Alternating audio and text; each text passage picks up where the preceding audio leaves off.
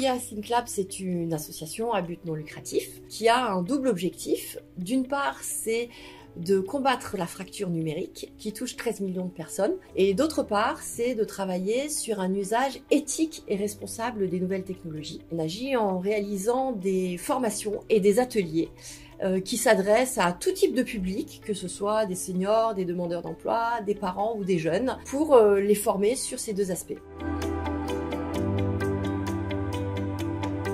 On s'est rencontré avec Maris Consulting lors d'un speed dating à la mairie du 15e arrondissement. C'était un speed dating concernant les mécénats que les associations du 15e pouvaient bénéficier. Cocoya venait avec un besoin pour avoir des processus dans le cadre d'un passage à l'échelle à moyen terme. Et donc Maris Consulting était là avec son expérience dans l'industrie et du coup on est rentré en contact de cette façon. Cocoya aujourd'hui c'est entre 40 et 50 ateliers par semaine. Nous sommes très présents en Île-de-France et là nous notre objectif c'est vraiment de passer à l'échelle pour pouvoir augmenter notre volume d'activité et avoir un impact sur un plus grand nombre de personnes.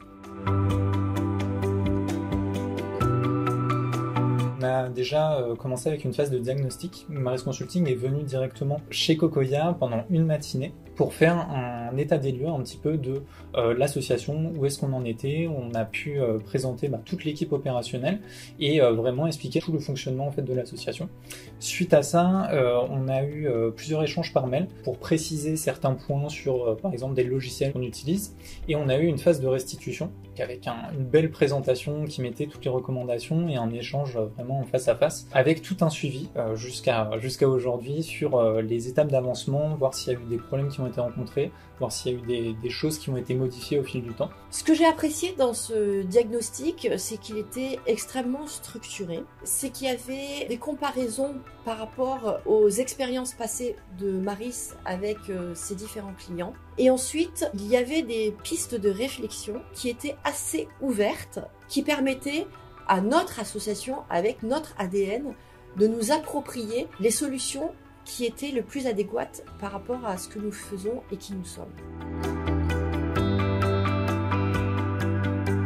Le premier changement qui a été mis en œuvre, donc c'est l'arrivée de cet assistant de gestion, Souleymane, qu'on a formé et qui est vraiment en charge du standard téléphonique, du staffing des KT. Et du coup, ça a permis d'enlever une charge aux coordinateurs de projets qui ont pu se concentrer sur les projets qu'ils géraient de façon plus saine et sans urgence. Je suis arrivé chez Cocoya depuis janvier. J'ai un rôle plutôt polyvalent, donc je touche un peu à tout. Je vais être un peu un support pour les coordinateurs de projets, pour Aurore et Antoine. Je vais m'occuper des formateurs, que ce soit les accompagner sur leur premier atelier, les staffer sur les ateliers et être leur point de contact via Discord. Je m'occupe aussi de mettre à jour les modules de formation. Je m'occupe aussi des seniors, l'accueil téléphonique. On a mis en place chaque jour 2 heures pour les seniors pour qu'ils puissent poser leurs questions et s'ils veulent s'inscrire sur des ateliers. On tourne à peu près à 5-6 appels par jour.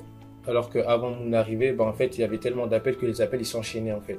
Donc on ne pouvait plus compter les appels. On a eu aussi un changement d'outils pour le staffing des formateurs qui a été fait il n'y a pas très longtemps. Et on a aussi mis en place différents types d'outils pour mieux organiser le travail. On passe notamment par un outil qui s'appelle Trello, justement pour pouvoir répartir au mieux les tâches et avoir des objectifs qui sont assez courts dans le temps pour garder la motivation de tout le monde et pour avoir aussi un suivi global de toutes les activités et voir justement quand il y a des points qui posent problème, comment est-ce qu'on peut les régler au plus vite plutôt que de les laisser traîner dans le temps. On staffe les formateurs 1 à 2 semaines avant leur atelier, alors qu'avant, il pouvait arriver que 2 jours avant, il n'y avait pas de formateur sur l'atelier. Il arrivait aussi que des gens de l'équipe allaient faire un atelier parce que ils n'avaient pas pu staffer un formateur. Maintenant, ça ne se passe plus. Aujourd'hui, en fait, on a 2 semaines de marge depuis l'arrivée de Souleymane, donc ça, c'est vraiment un gros changement qui permet de travailler plus sereinement.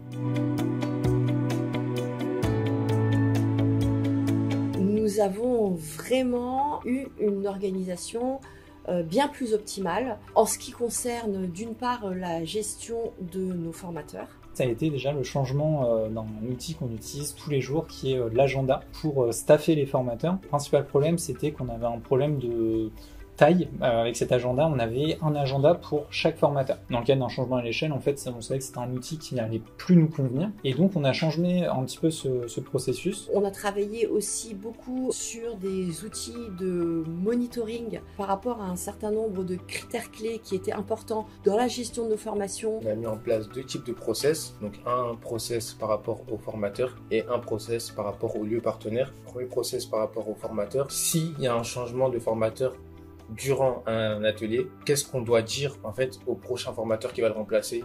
Qu'est-ce qu'il devra dire aussi aux participants? Parce que c'est vrai que les seniors, ils posent beaucoup de questions. Pourquoi il y a eu tel changement? Pourquoi ci? Pourquoi ça? Le deuxième process que j'ai mis en place, c'est par rapport au lieu partenaire qui permet de vérifier en fait tout le matériel pour pas que le formateur, quand il arrive le premier jour, il soit surpris s'il manque des matériels, par exemple vidéoprojecteur, le mot de passe, s'il y a un mot de passe ou s'il y a un code pour rentrer dans le lieu, tout type d'autres matériels dans ce besoin-là. On a aussi développé du coup un outil qui va nous permettre de savoir où est-ce qu'il y a un risque de ne pas avoir assez de formateurs sur telle ou telle demi-journée. Si par exemple le lundi après-midi on n'a que 2 formateurs qui vont être disponibles en plus de tous ceux qui sont staffés, ou si on en a que 1 ou 0, et savoir à ce moment-là si on doit lancer de nouveaux recrutements de formateurs pour toujours avoir une marge si jamais un de nos formateurs se désiste, pour pouvoir le remplacer au pied levé assez vite. Ensuite, en parlant de onboarding justement des formateurs, on a mis en place pas mal de processus qui sont un petit peu sous forme de checklist pour savoir quand on a un nouveau formateur, quand il arrive, quels sont les documents que nous devons avoir, quelle est la formation qu'il doit avoir, quand est-ce qu'on l'accompagne. Donc vraiment tout un processus détaillé qui permet à n'importe qui dans l'association de savoir où est-ce qu'on en est avec tel ou tel formateur, et aussi donc la mise en place d'un outil qui permet de suivre en fait l'avancée des tâches de chacun au sein de l'association, ce qui va nous permettre de savoir les tâches qui sont à faire, ce qui est fini ou ce qui est bloqué, et en fait ça va nous permettre d'avoir une vision d'ensemble de tout ce qui est en train d'être fait dans l'association et pouvoir réagir assez vite s'il y a des points de blocage. Déjà, ce sont les résultats que ça nous a permis d'atteindre, puisque ça a abouti au recrutement d'un profil que l'on n'avait pas au sein de notre structure, qui était un assistant de gestion, qui était vraiment le profil idéal pour répondre à un maximum de problématiques auxquelles nous étions confrontés. L'autre point que j'ai beaucoup apprécié, parce que c'est vrai que moi je suis dans l'entrepreneuriat depuis 2016, mais j'avais 15 ans d'expérience dans le conseil de direction générale auparavant. Ce que j'ai beaucoup apprécié, c'est l'interaction. J'ai trouvé que les consultants étaient vraiment dans l'écoute, dans une dynamique positive de co-construction. Ils étaient très ouverts sur le fait qu'il y avait des points sur lesquels on ne pouvait pas faire d'énormes changements parce que ça faisait partie du cadre associatif, ça faisait partie de l'ADN de Cocoya. Et du coup, on a réussi à trouver en fait des moyens qui ont permis d'allier un petit peu tous les points de vue. Maryse, qui a l'habitude de travailler dans une économie traditionnelle, c'est vraiment adapté à une économie associative qui répond à des critères un petit peu différents d'une économie classique qui répond simplement aux résultats et à l'EBITDA. Et donc j'ai beaucoup apprécié cette flexibilité. Et ensuite, le dernier point, j'ai trouvé qu'ils étaient très enthousiastes, positifs, vraiment envie de travailler avec nous. C'était hyper valorisant et donc ça vraiment, c'est quelque chose qu'on a aussi beaucoup apprécié. Je recommanderais Maryse Consulting pour tout ce qui concerne l'amélioration des processus, la définition de cadres, de tableaux de bord, de suivi, la réflexion sur les bons indicateurs à suivre, sur les indicateurs sur lesquels il faut avoir une vigilance, en fait tout ce qui est lié au process. Bien sûr, je recommanderais Maryse Consulting.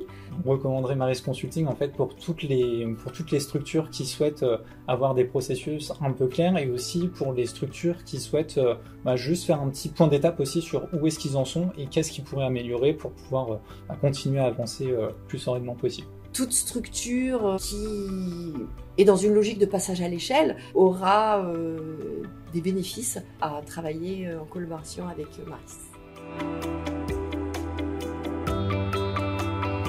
Les prochaines étapes au niveau plus opérationnel, ça va être vraiment consolider en fait tous les processus qui ont commencé à être mis en place et pouvoir les respecter pour que tout se déroule à merveille pour l'année prochaine.